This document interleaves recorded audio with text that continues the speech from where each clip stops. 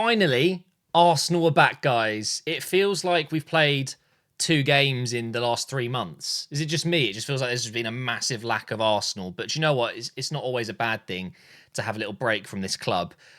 We've been in a bit of a rough patch, let's say, and now it's looking a little bit better. This was a really good result today, considering we've got a tough game against Liverpool on Sunday. This was a must-win to get those 3 points, and we've done it. Now, the thing is, it's very easy after a win like this to forget some of the negatives from this game, and there were a lot. That first half was really frustrating to watch. So, although I'm happy we've won, and I'm happy with the result, the way we got it isn't that impressive, if you ask me. And actually, the final 8 minutes or so, whatever it was, when they actually scored, it felt like an eternity. It was quite poor, but it's a win. And as you can see on screen right now, we're up to second place. There are some other games going on right now. Villa are playing, losing to Newcastle at the moment. Yeah, that game against Liverpool, nervous about that one. So for once, I've actually made a couple of notes because I wanted to go into more detail than usual. It's very easy for me to sit here and just go, we didn't do this, that sucks, this is annoying. But actually, there's some words I want to use today. Shooting! One of the biggest things in football. You can't win games without shooting, and it does feel like the players are threatened with a fine if they shoot and it goes off target or doesn't. If it doesn't result in a goal, they're fined. They're fined wages. So players are scared to shoot. That's what it feels like. And the thing is, you just know Arteta is ramming it down the players' throats to suffocate teams, to pass, move the ball. But when we get in the box, it's almost as if it's a rule. They sign the contract when they become Arsenal players, and it literally says in the small print, once you get in the box, you have to favour a pass over a shot. You have to prioritise a pass over a shot. That's ridiculous. Obviously, it's not real, but it feels like it. Why are we getting into the box, having plenty of opportunities to just have a crack, just have a shot, even just outside the box? We're always looking for that delicate final pass, the perfect goal, the Arsenal goal, the Wenger goal. And whilst it worked today in the end, and whilst it does achieve those words, suffocation, swarming the opposition and just absolutely peppering them with passes, it does unfortunately work, whether you find it frustrating to watch or not. But I would just like to see our players shoot. Just shoot. I want to look at the stats really quick. So in the end, 19 shots, 3 on target. And it just goes to show that when we are actually shooting, they're just not efficient. They're not efficient shots. And this is another key word that I wanted to talk about. One thing in football that you would almost guarantee people would describe Arsenal as is efficient at football. We're efficient. We're a really top-level team. But no, we're extremely inefficient because we're doing all of this incredible stuff. At one point, we had 83% of the ball.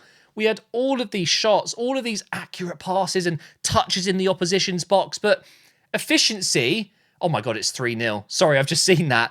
Efficiency would be we're scoring 6 out of our 10 shots, or at least our 10 shots on target, and 6 of them are going in.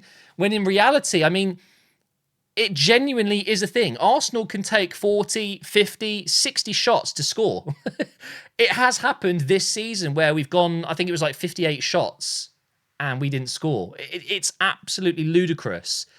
So it's actually inefficiency. And I think, whilst it does come down to Mikel Arteta, he's got us playing in this way, there are a couple of players that just don't help, okay?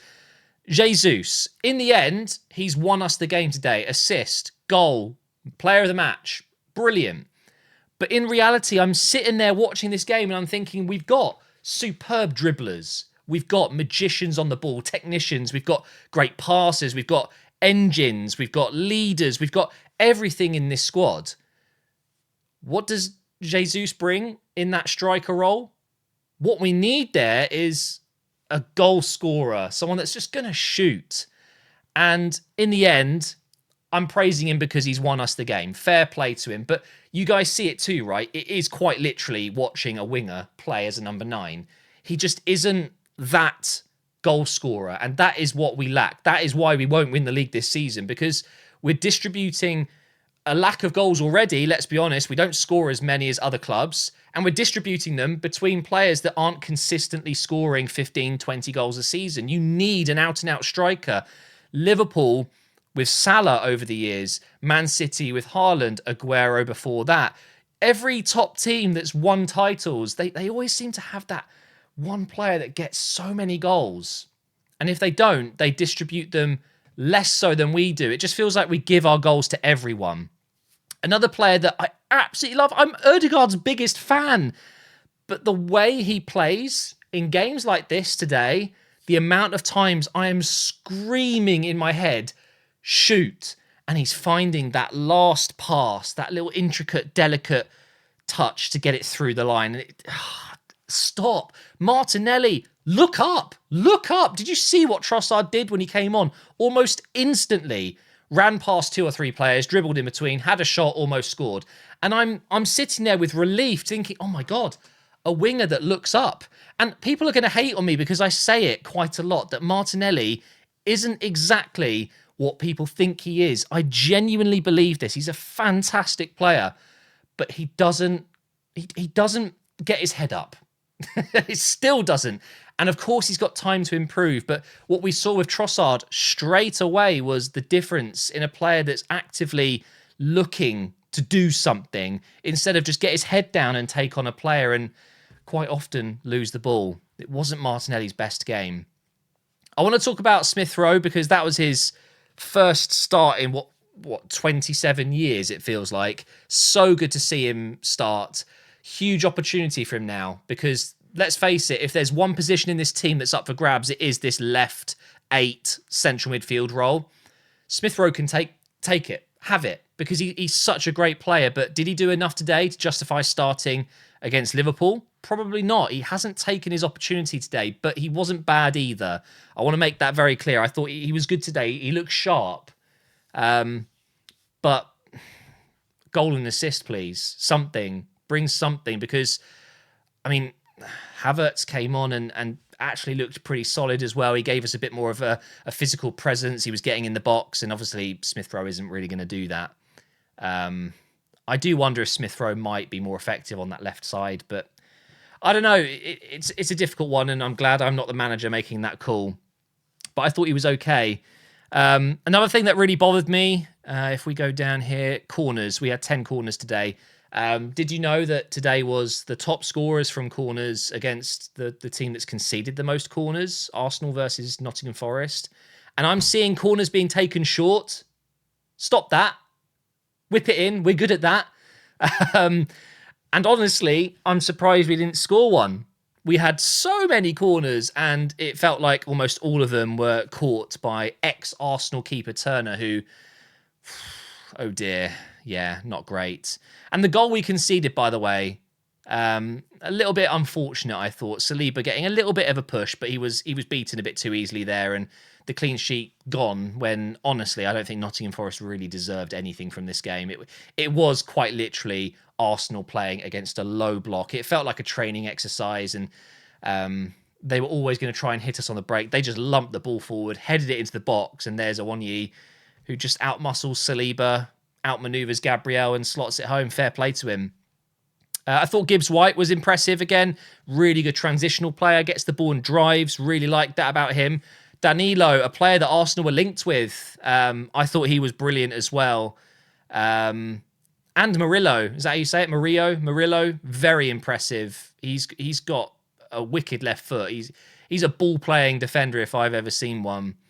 But of course, after all, we've got the win today. So that is all that matters. I just feel like with Arsenal, okay, you have these stats and you get a result like this where we haven't put away our chances. We're having almost 20 shots and we're not even getting 5 of them on target, let alone half. I'm telling you now, if City had this exact type of performance today, this domination, this style of play, they would have bagged 3 or 4 goals because they just are more efficient with it. They put away their chances more. But football's a stats, RNG game. You're not going to score every chance, obviously. It just comes down to the individuals, and that's the difference. And that, again, I'm going to say it, that's why we won't win the league this season, because other teams do this more efficiently and put more goals away. But of course, things can change. I'm anticipating Partey coming back and making a big difference for the run-in. I'm saying the run-in like it's soon, but I mean, it's only February in a couple of days. It's my birthday on Saturday. I can't believe I'm going to be 31. Jeez, that's disgusting. My player of the match wasn't Jesus, by the way. I would probably say it was...